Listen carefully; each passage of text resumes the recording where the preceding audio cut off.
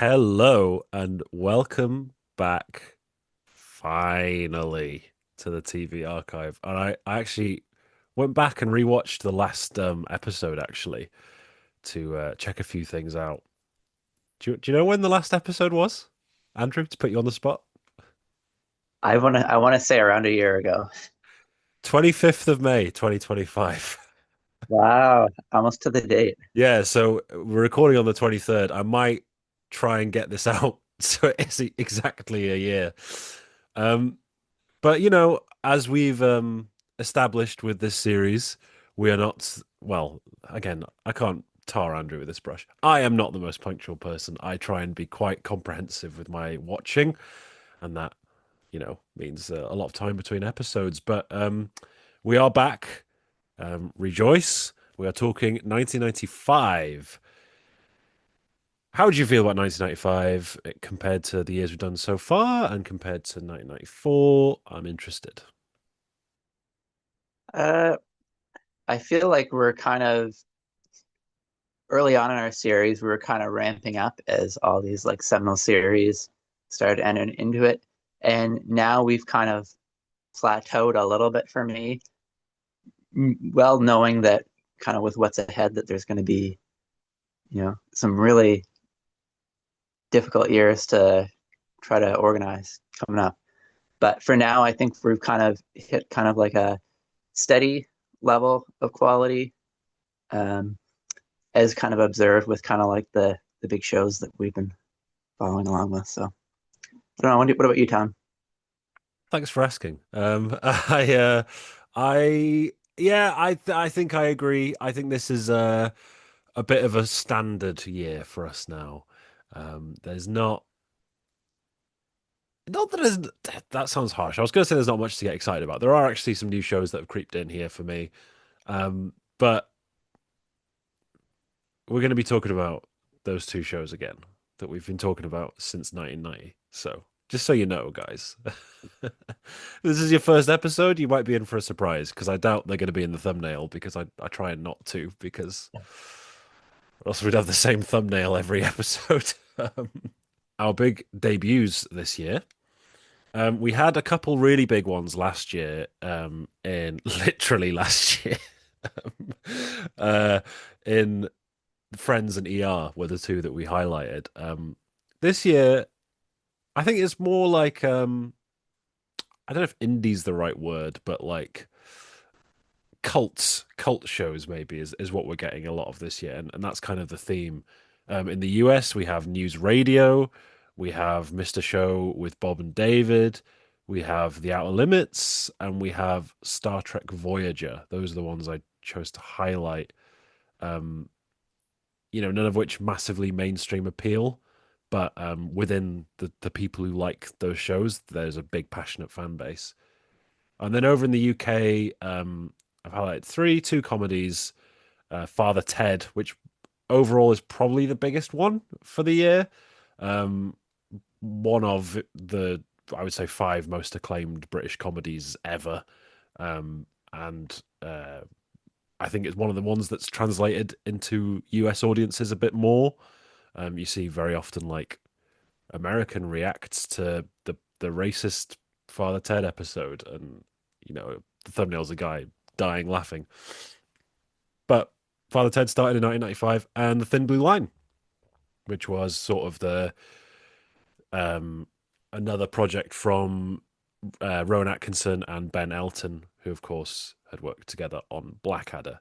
And then the other one for the UK I had was the Beatles anthology, which was kind of a big deal. Not just the TV show, but also the various physical releases and all those demos and stuff as well. So uh, nothing, it's not that it's insignificant. It's just that it's stuff that's more on the edge. There's no like big hit shows that debuted this year. I don't think that we would be talking about anyway. Right. Yeah, and then like if we're looking at the picture of the ratings, um, you have ER in its second season claims the top spot this time, and it'll hold that for like three of the next 4 years. So it's like the show of this period of the 90s. And right behind that, you got like Seinfeld and Friends, of course, they're just going to be there for as long as they're around. I haven't spoken much about specific networks before, but this was all about NBC.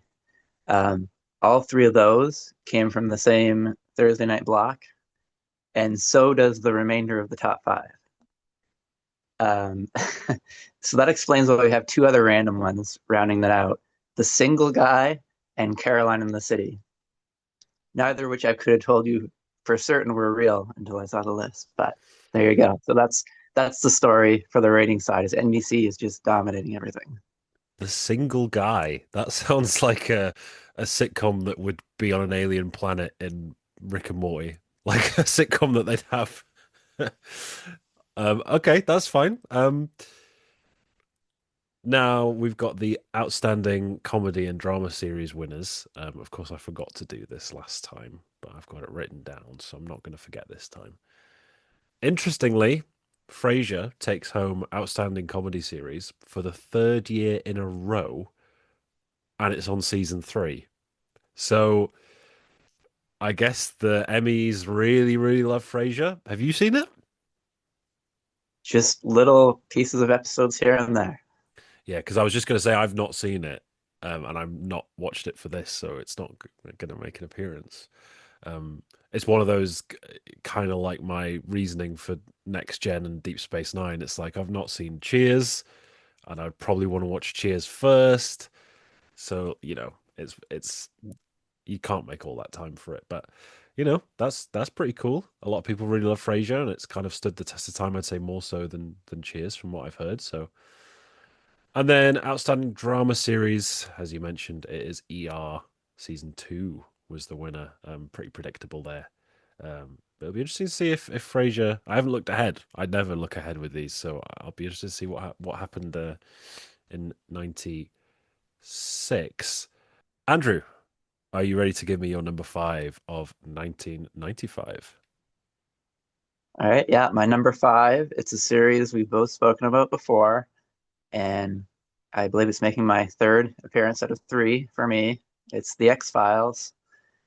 Um, higher highs, I think, than two, more consistent maybe than one.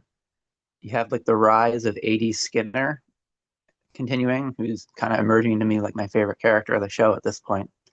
Anyways, it's some memorable Monster of the Week episodes like Clyde Bruckman's Final Repose, the format bender, Jose Chung's From Outer Space, and kind of like an offbeat comedic element to the show.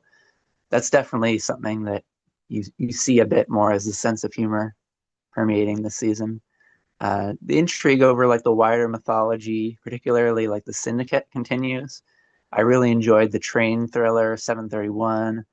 Paperclip is an exciting one, and everything like some of the mysteries going on behind the scenes. You see, one of the things that I was a bit conflicted about is you kind of see unflattering sides of Mulder and Scully here compared to the first couple seasons.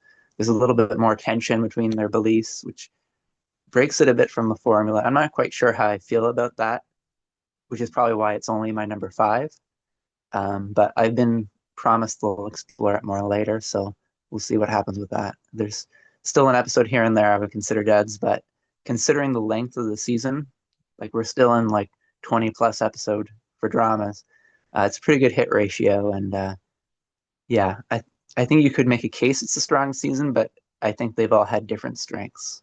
So that's my number five, X Files season three. Well, season one made my list. Season two didn't. So we'll see what happens with the X Files this year. It's not my number five, I can tell you that.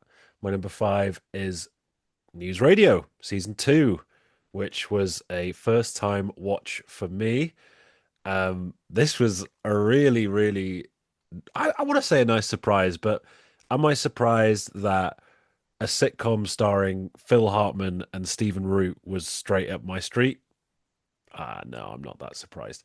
One of my favorite comedic actors and one of my favorite dramatic actors back when he was still firmly comedic, sort of not typecast, but that's where his wheelhouse was, let's say. I honestly think this has one of the strongest ensemble casts of any sitcom ever. Of course, you can talk about those two. I think they're probably the two big standouts. I'm a big fan of Dave Foley as well. Andy Dick does his thing. Um, you know, as a person, do I like him? No. Is his thing mostly funny? Yeah. Um, Joe Rogan, surprisingly good in this. Um, again, do I like him as a person? Not really. Does his shtick work in this? Yeah, it does. But honestly, we're not going to count Bill because that's everyone's favorite character is Bill, right? Aside from Bill, my favorite character is Beth. I love Beth. She's so funny. She brings the chaos, and Vicky Lewis is hilarious. Um, her delivery is always so good, and I think to a man, the ensemble cast is really strong. Um, they're all really likable, even when they're kind of not being super likable. And that's what I really like the most about it is that there is that sort of mix of the warmth and the cynicism. It's more Seinfeld than Friends in its writing, but it's still definitely there's some hugging and learning. You know what I mean? Um, and yeah, season one was pretty strong, but I think having the full season under their belt really let them push the boundaries a little bit of what they could do. And I think my four favorite episodes are all in consecutive row in the middle of the season, and that is the Kane, Christmas Story, the Station Sale, and Bitch Session. Those four episodes are all consecutive, so that was a great little part of my watch. Yeah, I really, really enjoyed this season. It gets an 8.0 out of 10.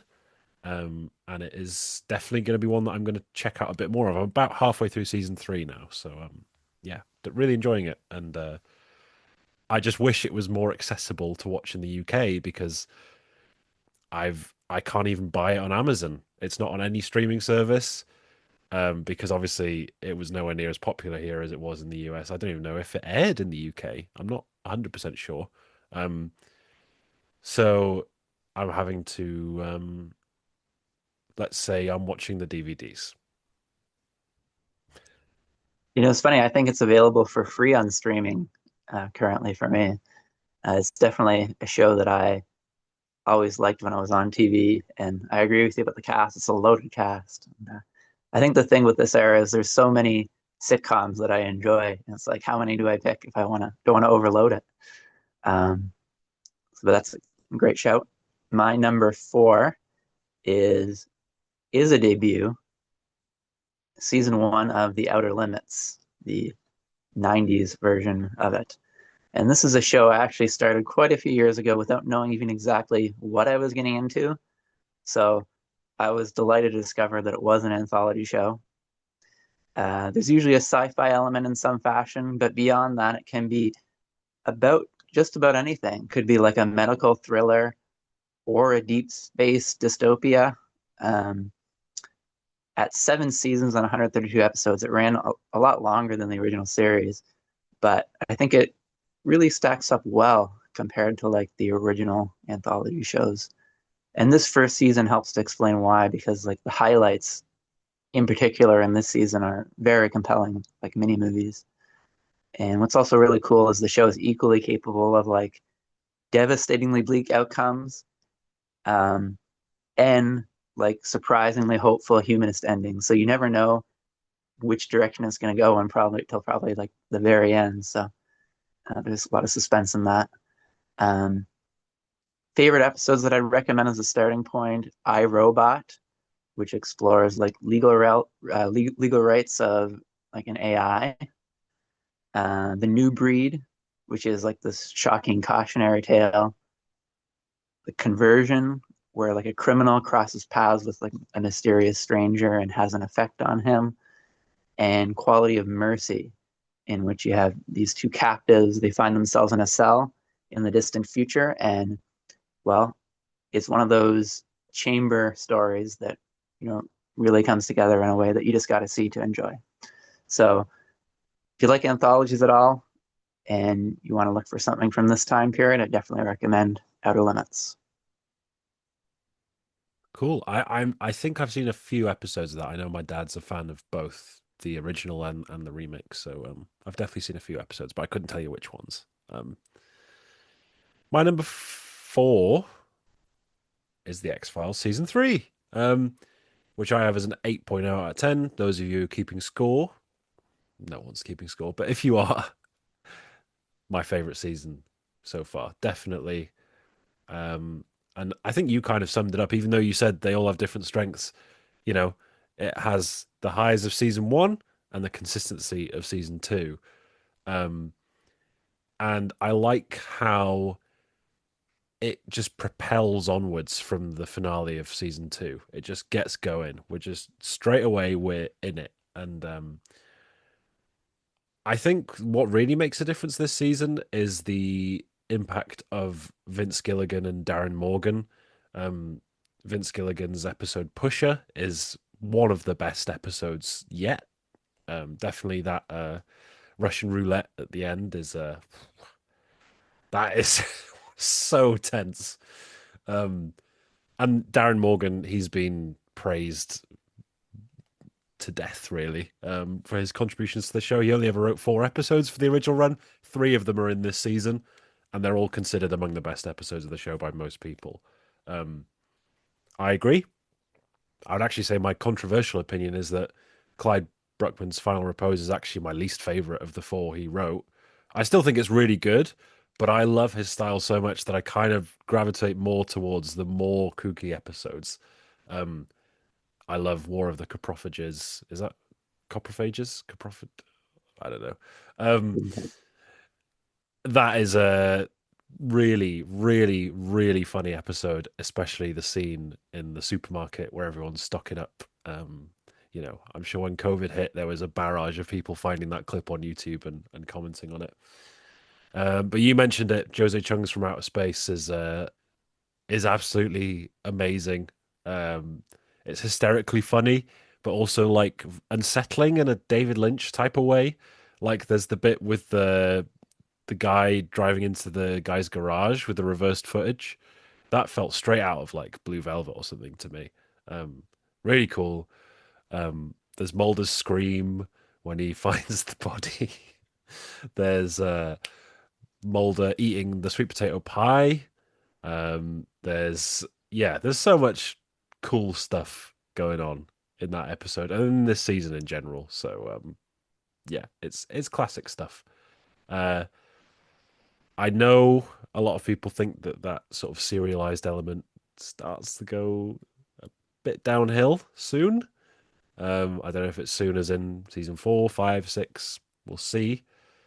But I think for now, the X Files has settled into a groove, and I'm really liking it. Even if there's kind of a limit on my enjoyment, I think it's a great show. Do I think it's an excellent show? I can't really say that because every season there are episodes that I hate.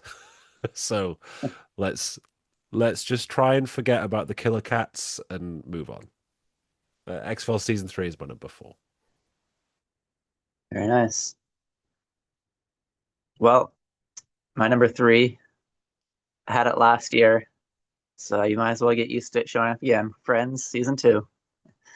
What can I say? It's been a comfort show for a long time, and this one develops the characters a bit more from the first. What I'd say is a healthy continuation. I like how it's still like early enough to have more of like the young adult vibe as opposed to, you know, the complications of, trying to go into your 30s and dealing with all that stuff. No, there's still kind of like a fun element to what's going on here. Um, the first highs and lows of Ross and Rachel. This is more like setting the relationship up that would define the rest of the show. And it's pretty much the only season where you actually get to see them thrive. So that's interesting. Um, I think my favorite is there's this arc involving Adam Goldberg as a new roommate for Chandler that's really funny.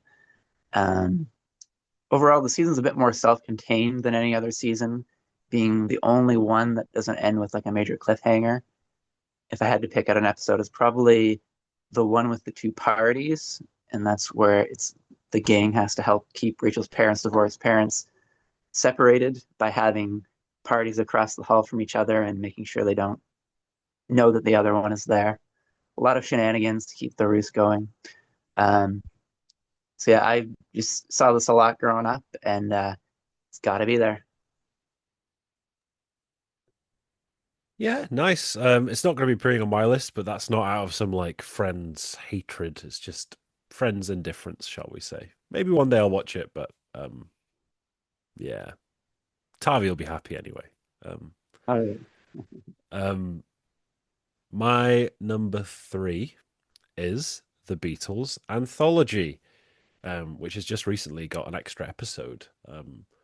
So quite topical. It's got an 8.1 out of 10 from me.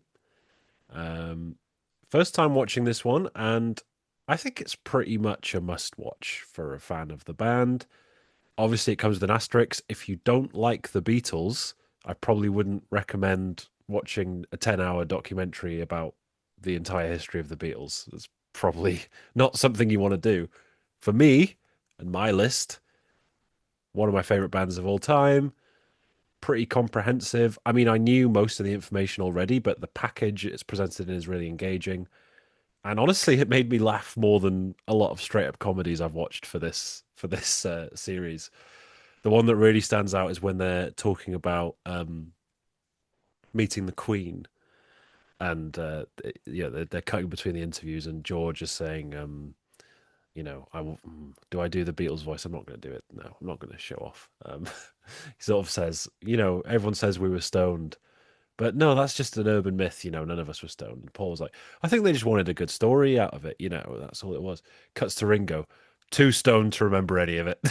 It's just, and it's the way it's edited. It's just fantastic. And that humor that they have within themselves is really more so than Get Back, because I think Get Back is so about the artistic experience and obviously such a fraught time for them all, where they were all so under pressure.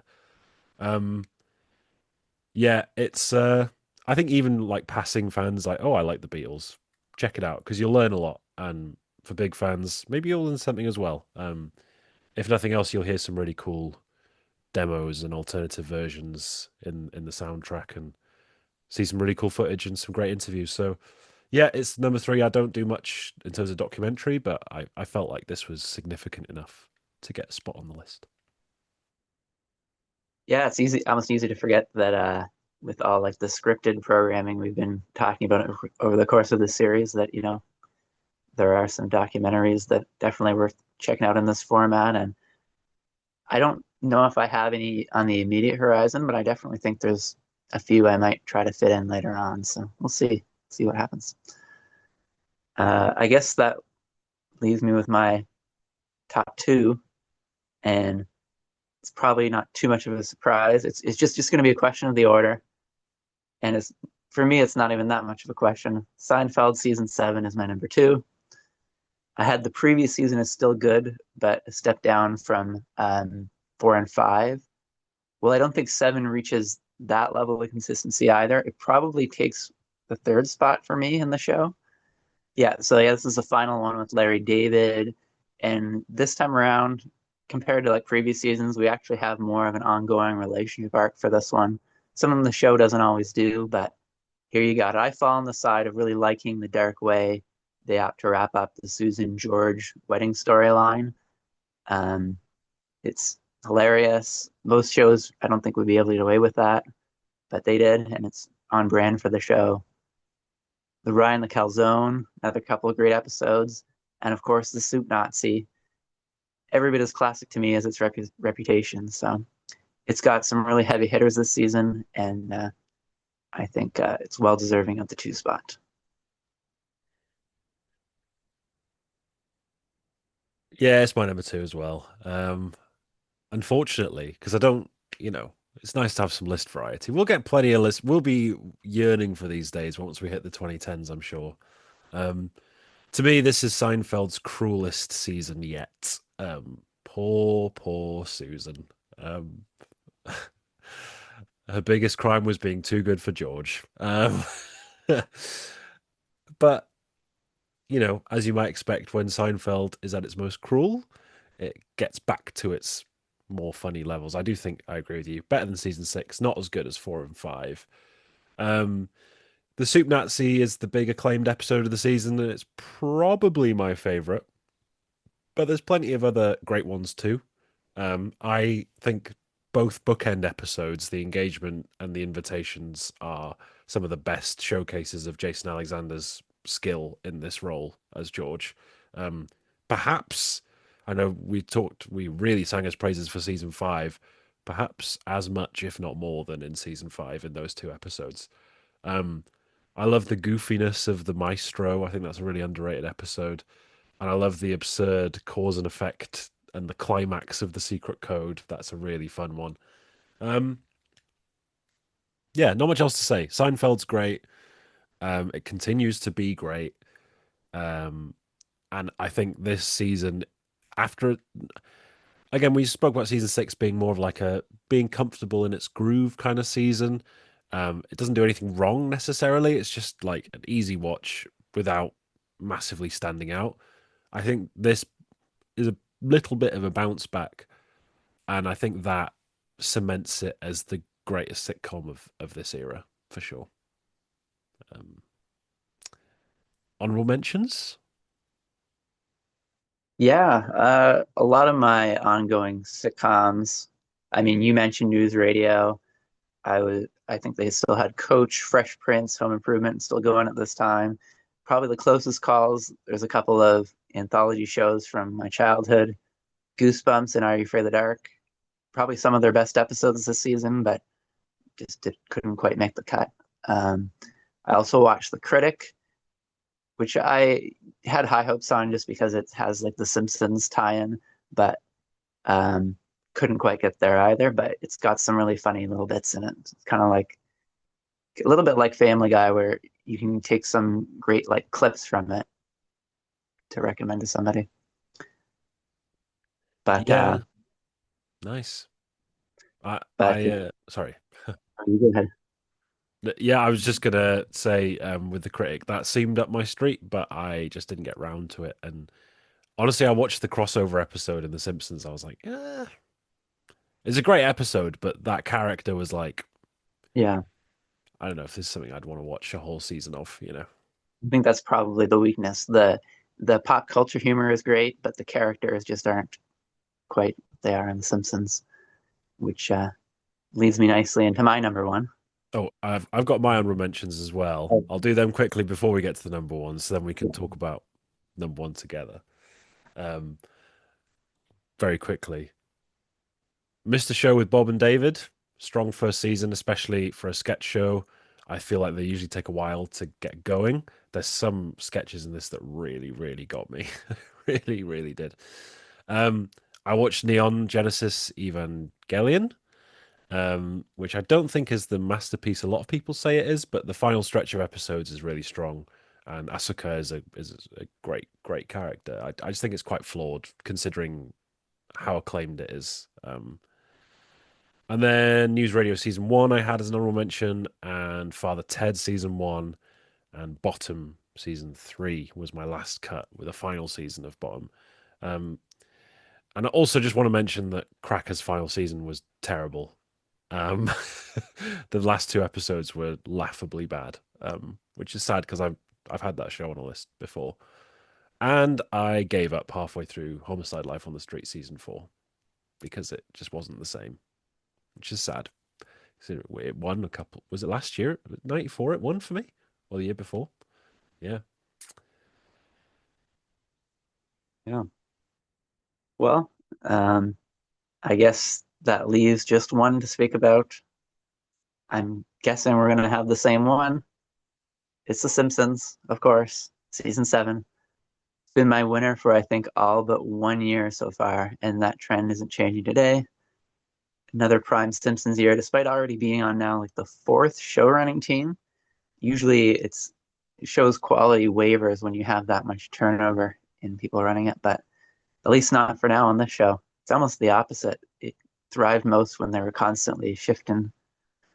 Um, I think for this season, the opening run of episodes in particular, it really sells it. Like you got Who Shot Mr. Burns, Bart Sells His Soul, Lisa the Vegetarian, King Size Homer, Mother Simpson, all up there among the great Simpsons episodes, and they're all like out pretty much in a row. Um, Nightmare on Evergreen Terrace is probably one of the best horror parodies they ever did. closes with Summer of Forfeit 2, which I always thought was an underrated one. I always liked that episode. Felt very like nostalgic about it. And I see like an effort in this season to kind of both offer a bit more of the grounded stories again after the wackier 5 and 6. There's also more like re-examination of characters' histories, which kind of speaks to how they were getting a little bit more meta with how they were viewing the show. And you'll see that a lot more in 8. Uh, you see them testing the limits of the format as well with more experiments like 22 short films and Raging Abe Simpson. And yeah, we'll probably be talking more about that kind of shift in style in 8. But I think it's a real, uh, like season 7 is a real good blend of kind of all the things you want to see in the show. You got like your kind of classic heartfelt episodes, your great comedies, and your format bender. So you get a little bit of everything. And um, like with Seinfeld, I think there are probably some prior seasons that still top it, but it's still really strong and prime for the show. Of course, my number one is also season 7 of The Simpsons.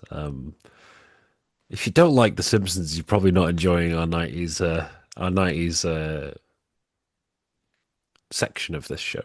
But we're halfway through the 90s now. And The Simpsons are still great. I can't do anything about that.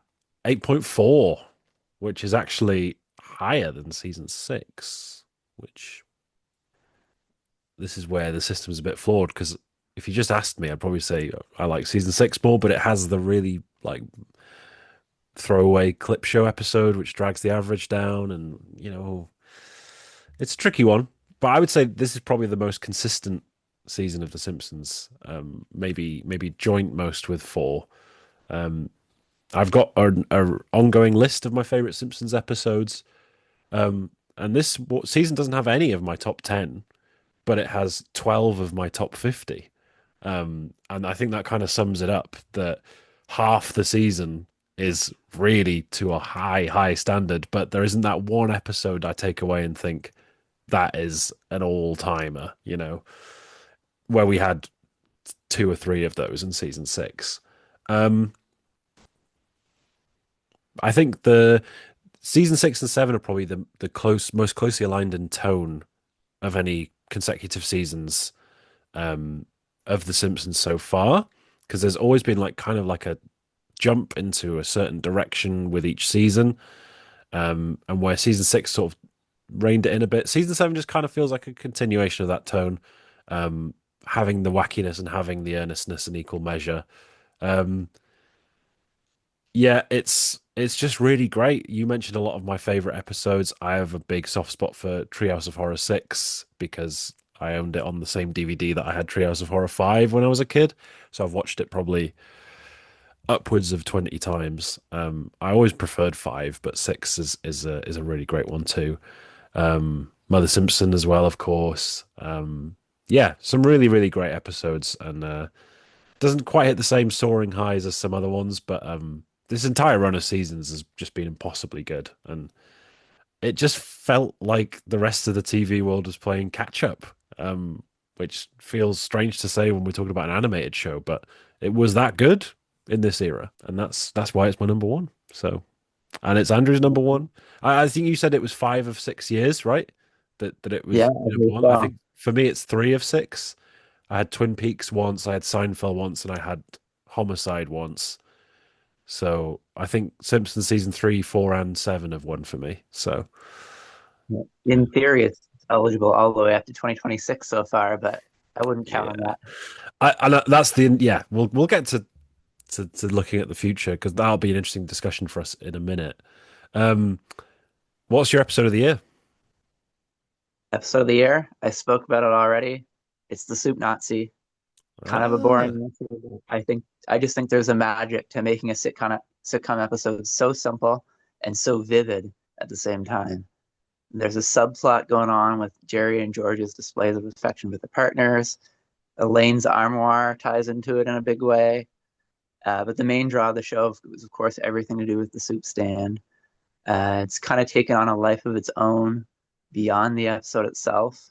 You can kind of relate to the characters, how like if a food place is that good, maybe you like to what level of strict conduct would you put up with to get that food? Um, and of course, with these characters, it never be that easy. Um, to me, it's one of those ones that lives up to the hype. And kind of like how you said with The Simpsons, like I don't know if there's like that single all-timer episode, but for me, for Seinfeld, this is in the conversation for one of the great ones of it. Um, and that's why it's got to be my pick for this year. Yeah, it's a great pick. For me, mine was between two X-Files episodes, actually. They were my two favorites. My runner-up is going to be Pusher, but my favorite is Jose Chung's From Outer Space. From that first shot, sort of parodying the opening shot of A New Hope with the sort of construction worker. Really, really, really clever, funny episode. Really existential as well. And you read into the influences of the script, and it's like this obscure poetry and philosophy that Darren Morgan was into on this major network show. Um, yeah, it's pretty amazing, and it's the kind of thing, when I was talking about Twin Peaks' influence, I don't think The X-Files could have got away with an episode like this if it wasn't for Twin Peaks doing what it did a couple of years earlier. And then I also want to shout out Bart Sells His Soul, because that's actually my favorite from season 7. Um, Uncle Mo, man. Uncle Mo is just one of my favorite things in all of The Simpsons. It's incredible. Um, um, what about your performance of the year? Performance of the year. This is where I go into X Files.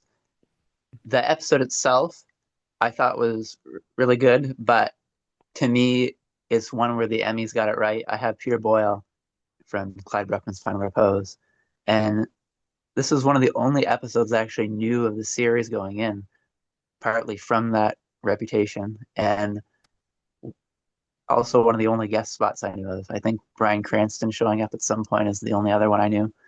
Um, it's quirkier than I was expecting until I found out Darren Morgan style. Um, I've known Peter Boyle for a long time from such things as like Young Frankenstein and Everybody Loves Raymond, but you get kind of a totally different side from him here because he brings like this blend of eccentric goofiness and haunted resignation to the part of this man who like can foresee how people will die. It's just a cool concept, and I think elevated by an actor of his stature and screen presence tackling that material. Um, and yeah, he won an Emmy for it, so that's really cool to see. Yeah, I mentioned that that's my least favorite of the 4 Darren Morgan episodes. It's probably still my top 10 X-Files episodes. I just think Darren Morgan's amazing, and yeah, water is wet. Darren Morgan writes good X-Files episodes, I guess. But I think the real highlight of that episode for me was the scenes between him and Scully, and I've Yeah, mentioned thinking that Gillian Anderson is, of the two, the far superior performance in the show. I like David Duchovny, but he kind of does his brooding cool guy stuff. And when the material's a bit heavier, that's where Gillian Anderson really shines, and she's fantastic in that episode alongside him. My performance of the year, this is an interesting one because it is someone that I think you have given this actor the win before, but I haven't. So for a different season, I'm going Jason Alexander as George Costanza for Seinfeld. I've mentioned he's basically the main character of season 7 because of everything that's going on with the plot. I mean, I don't know if Jerry's ever been the main character. He's kind of the eyes in character, but he's not really the instigator of a lot of stuff. Not by this point, anyway. I think he was maybe in the earlier seasons. Um, but it's usually like he's reacting to something that Elaine or George or Kramer have done, and I think this is like peak George. Like it's fantastic. And where I think in the earlier seasons I found George to be like quite relatable, but when you related to him, you kind of felt like gross. You're like, oh no, oh, that's relatable. Whereas they've taken it to a level where no, this guy's something else. The things he would do to avoid an awkward conversation is absolutely absurd. And I think that's what I love so much about him is that it keeps getting worse and worse every season. And this is where it kind of culminates. I have no idea where they're going to go from here because I've only watched one episode of season 8 so far. So, which was pretty funny in examining his reaction to everything that went down. But yeah, I think he's fantastic, and I want to give an honorable mention to Phil Hartman as Bill McNeil in News Radio, but also in The Simpsons. It was a really good Simpsons season for him, especially Planet of the Apes the musical. Come on, fantastic! Yeah, if I'm not mistaken, I did have Phil Hartman for I think season 4 of The Yeah. Simpsons. He's doing all those characters. So yeah, yeah. Ooh, Shame he won't be in too many more of these years. I think because he's only, I think he passed away in what, 98, I 98? think. Yeah, Yeah, yeah.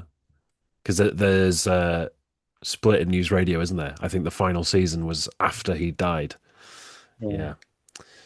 So there we are, 1995. I'll be interested to hear all your guys' thoughts. Before we go, though, we like to look ahead. 1996, and we kind of you began talking about this, Andrew, of The Simpsons still being running in 2026. I think we're approaching the end of an era, yeah. and The Simpsons Seinfeld dominance is it on shaky ground? Well, Seinfeld's only going to run for 2 more seasons, but Yeah. Without giving my hand completely away, it becomes more of a question mark. And then at what point does that question mark mean total disregard for the list? I don't know. We'll see. But what I can say about 96 is I have no less than 4 series that I know well, having started that year. Not to mention many of the previously discussed ones pressing on. So, while I still think the turn of the century might be a more dramatic shift, we'll have to see what happens for the follow up we have coming up. yeah, I think I've marked 97 and 99 as big years for debuts for me, um, especially 99. So that is like a hall of fame of shows that are changing the game in all different genres. 96 for me is I think there's 2 new shows for me. The rest are all carryovers. So we'll see we'll see what my list ends up looking like, and I might discover something else that creeps onto the list. Who knows? We'll see you next year to find out. Hopefully Yeah, we'll not. just always be 30 years behind. There you go. Yeah, yeah. I mean, my goal was never to reach the present day. I think if we get to like 2019, that's fine. But I'd rather not take 25 years to get there. Be like Twin Peaks. See you in 25 years and then um thank you very much for watching. We would love to hear what your favorite TV of 1995 was. Do you disagree with us on our takes on The Simpsons and Seinfeld? Are you sick of hearing about The Simpsons and Seinfeld? I promise you, you won't have to deal with it for much longer. Um, because I think, yeah, 96 is going to be the beginning of the end of our repetitive lists. And then we'll really see where me and Andrew stand on a lot of TV because our lists may be drastically different. It'll be interesting to see what the first year is where we have completely different lists. Yeah, I'm curious what If it that's about. happens. Yeah. Yeah. But yeah, thank you very much for watching, and hopefully we'll catch you in the next 6 months.